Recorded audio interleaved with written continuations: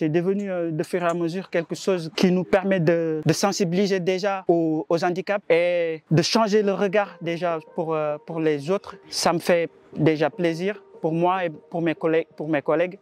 Et c'est quelque chose qui nous permet aussi de s'évader, de montrer voilà, une autre facette du handicap. Comme tout sportif, des fois, des blessures, ça arrive au moment où on n'y attend pas du tout. Et c'était le cas pour moi. À 3 mois des Jeux, je me suis fracturé le tibia et tant mieux que la France a relevé le défi. Mes collègues, je peux dire, ont relevé le défi. Mon absence n'a pas été ressentie, du coup, on finit médaillé. Donc, je peux être content pour moi et pour mon équipe aussi. Et je reviens petit à petit, il n'y a pas encore les sensations, mais après, ça va venir quand on continue de travailler. Les équipes qu'on joue, eux, ils ont vraiment leur terrain pour s'entraîner. Et les automatismes, c'est plus facile pour eux par rapport à nous, Toulouse, on s'entraîne sur des terrains vagues, des terrains voyants. Si vraiment on avait ce qu'il faut, peut-être on va produire mieux que ça. Parce qu'il y a le mental, il y a les jeunes pour. Et si on fait le ratio d'âge sur les autres équipes, on fait partie des plus jeunes équipes parce que le plus âgé, je peux dire que c'est moi. Et j'ai 33 ans alors que les autres, il y a des 30, 40 de plus. Et vraiment pour moi, l'avenir du CC Foot, peut-être ça sera à Toulouse avec les jeunes qu'on a. Mais vu le travail qu'on a battu sans les moyens, moi je peux que être fier de notre travail, de nos coachs, de nos accompagnants. Et voilà. Franchement, c'était vraiment un coup de cœur que je lance s'il y a des bonnes volontés et tout, pour nous aider à avoir ce qu'il faut. On sera plus performant et on représente vraiment la région. Je pense qu'il y a l'espace pour nous aider pour ça. On apprend tous les jours. Mais en fait, la première chose qu'on m'a dit, c'est tu vas voir les joueurs, ils vont t'apprendre. Alors c'est drôle comme posture parce que nous, on est censé apprendre aux joueurs. Mais en fait, eux, ils nous apprennent, ils nous donnent tous les besoins, tous leurs besoins pour les aider à pratiquer. Donc voilà, c'est vraiment un échange constant entre eux et nous, le staff, quoi. Déjà, le format, on est sur un dérivé de futsal. Donc ça veut dire 5 joueurs, un gardien, 4 joueurs dans le champ et la taille du terrain, c'est terrain de handball. Jusqu'à longtemps, c'était des cages de handball et là, elles sont un petit peu plus grandes. C'est des cages de hockey sur gazon, voilà, légèrement plus grandes. Le terrain est divisé en 3 zones. Ça, c'est important parce que les joueurs étant non-voyants, on peut les guider sur le terrain. Dans la zone arrière, c'est le gardien qui est voyant qui les guide. Dans la zone du milieu, c'est l'entraîneur qui est sur le côté et qui les guide. Et dans la zone avant, on a un guide qui est derrière les buts et qui les guide. Voilà, et le ballon est sonore, comme vous avez pu l'entendre. Et il y a des barrières sur le côté. Bon, ça, c'est les grandes particularités. La grande règle de sécurité, le volley. Quand je me déplace et que je n'ai pas le ballon, ou qu'un joueur avait le ballon et que moi vient vers moi et que je ne suis pas en déplacement, je dois obligatoirement me signaler, sinon je me percute, quoi. Ouais. Alors le championnat de France CC Foot B1, c'est-à-dire c'est les non-voyants B1.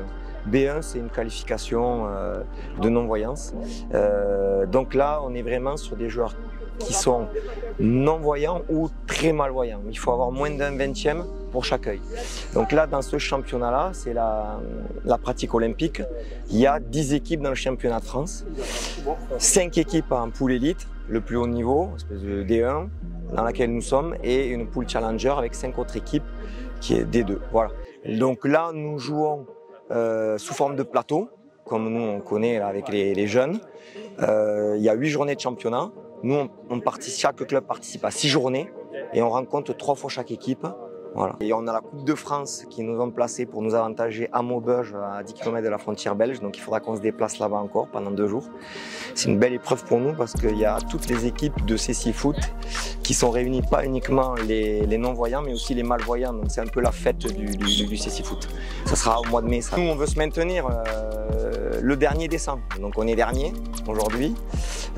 Pour nous, c'est une saison qui est particulière puisqu'on a changé le staff complet. On a des joueurs qui ont arrêté et Babacar qui était blessé n'a repris qu'il y a 15 jours. C'est un joueur vraiment très important pour nous, mais dans le CC Foot en France. Et donc voilà, et là aujourd'hui il a retrouvé quand même pas mal de son niveau. Et on va essayer de gagner un match pour commencer, et puis après un deuxième, et puis on va voir si on peut se sauver. faut pas finir dernier, quoi. Voilà.